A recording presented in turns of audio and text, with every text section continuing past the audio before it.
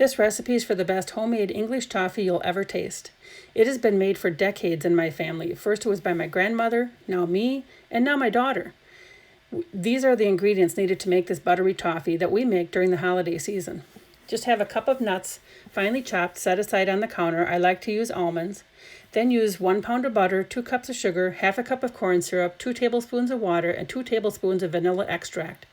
Using a large, heavy saucepan, add the butter. Once that's melted, add the sugar, corn syrup, water, and vanilla extract. Cook this on medium-high, stirring constantly until it reaches the hard crack stage, which is 300 degrees Fahrenheit.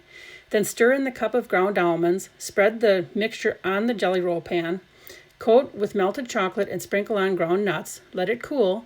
Flip it over and add melted chocolate and nuts to the other side. Let it cool again, break it apart, and enjoy. Get all the tips and tricks to this recipe on the website.